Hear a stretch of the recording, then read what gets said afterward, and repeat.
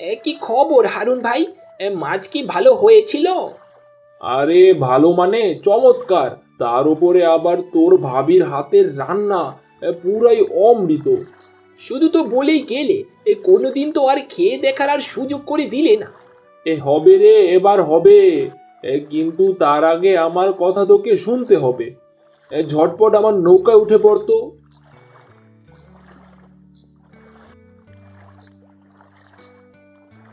আরে, এ তো খুব ভালো কথা। কিন্তু ভাই, সমস্যা তো অন্য জায়গায়। আরে কিসের আবার সমস্যা বাঁধলো তোর? হ্যাঁ, সমস্যা আমার না, সমস্যা নদীর। পদ্মা নদীতে এখন ছোট ছোট মাছ পাওয়াই মুশকিল।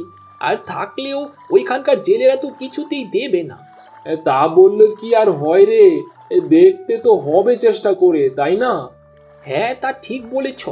তাহলে চলো ওই দিকটা দিয়ে ঘুরে আসি। না, বারবার এই একই কথা বলতে আর ভালো লাগে না। আজ আর আমি বাড়ি ফিরবই না, ধুৎ। ওই দেখো ভাই, কে যেন আমাদের দেখে হাত নেড়ে নেড়ে ডাক দিচ্ছে। আমারও তো তাই মনে হচ্ছে, কিন্তু ওই জঙ্গলের দিকে কি করে ওই লোক? আরে যা হয় হবে, চলো তো আগে গিয়ে দেখি। ও ভাই, আরে ও ভাই, আমাকে একটু নিয়ে যাবেন তোমাদের সাথে? কি যে বলি ভাই, আমরা আসলে একজনকে খুঁজছি। হ্যাঁ, তাকে পেয়ে গেলে তো আপনাকে নিয়ে যাওয়াটা কষ্ট হবে আর কি। মানে খুঁজছেন? তাই এই জঙ্গলে নদীতে কাকে খুঁজছেন যদি বলতেন একটু। আসলে ভাই, আমরা এই পদ্মা নদীর একজন জেলেকে খুঁজছিলাম, যে আমাদের পদ্মা নদীর ছোট মাছ দেবে আর কি। এই দেখেন তো, এগুলো দিয়ে হবে কি না। আরে বাহ, আমার তো বিশ্বাসই হচ্ছে না। এ তো দেখি মেঘনা চাইতেই বৃষ্টি। এই নেন বাবু, আপনার গঙ্গা নদীর বড় মাছ আর পদ্মা নদীর ছোট মাছ। আমি জানতাম এই কাজ শুধু তুমি করতে পারবে।